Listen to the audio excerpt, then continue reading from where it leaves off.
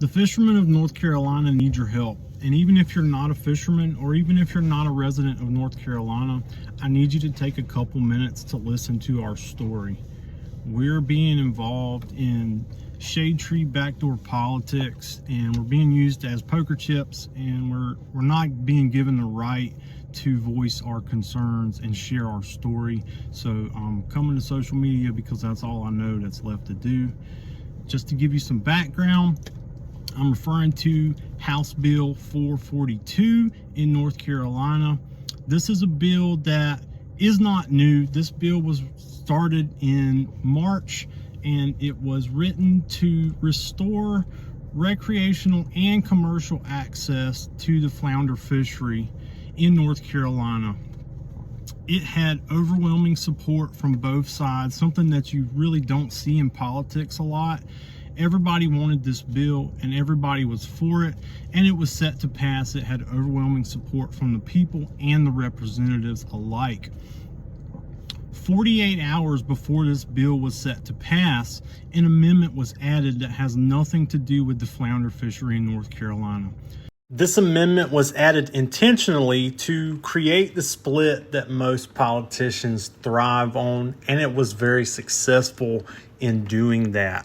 For the first time in recent years, two opposite spectrum sides have come together to restore access to a fishery that was never in danger in the first place. This amendment would ban all shrimp trawling in inland waters and out to 1/2 mile, where 70% of North Carolina harvested shrimp are caught.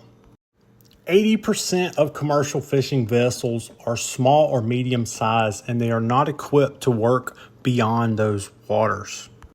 This would cause hundreds of commercial fishermen to push their vessels and their crews beyond their limits, risking injury and possibly death to continue shrimping in areas that have provided less than 30% of the entire North Carolina shrimp harvest. Shrimping in North Carolina is not big business. Less than 300 shrimp boats worked North Carolina waters in 2023. Almost half of those either work alone or work alongside of unpaid family members. Shrimping efforts are at an all-time historical low.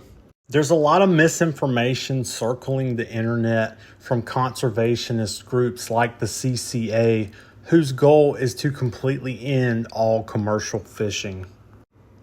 Our politicians have been paid off by these conservation groups and have turned their backs on the very people that voted them into office. Some of our representatives have stated they do not care the outcome of this bill because they live inland hundreds of miles from any coast and it does not affect them.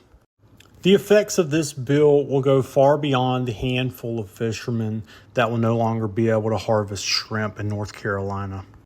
This will cause a domino effect that immediately impacts fish dealers, restaurants, tackle shops, and consumers of North Carolina seafood that generates nearly $300 million in revenue for our state and supports over 5,000 jobs.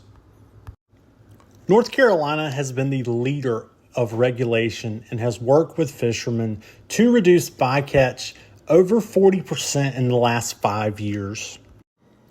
Reductions in bycatch have allowed us to participate in a sustainable fishery that will continue to provide fresh, local, American seafood for generations to come.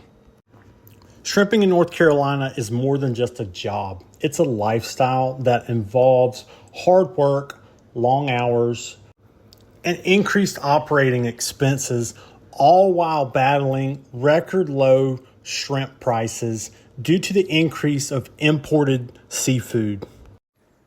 Non-domestic shrimp are grown in landlocked ponds and injected with antibiotics that are not FDA approved and pose serious health concerns for American consumers. With the passing of this bill, North Carolina seafood consumers will no longer be able to purchase fresh, local American shrimp. There is no science supporting this bill.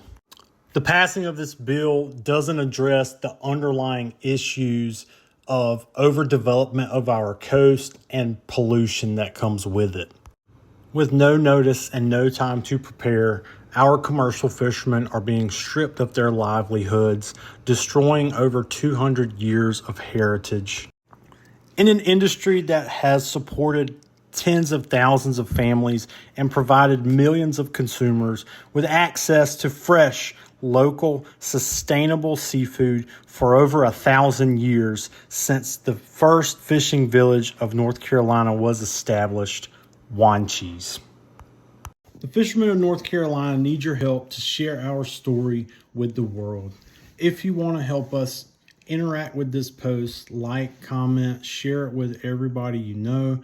I've created a page with links to contact local representatives and the governor's office. If you're watching on TikTok or Instagram, that link will be in my bio. If you're watching this on Facebook, that link will be in the post and in the comments. Contact those representatives, contact the governor's office. And there's also some resources on that page that promote sustainable North Carolina fishing. And you can get a lot of information from those pages about what we do and how sustainable it actually is.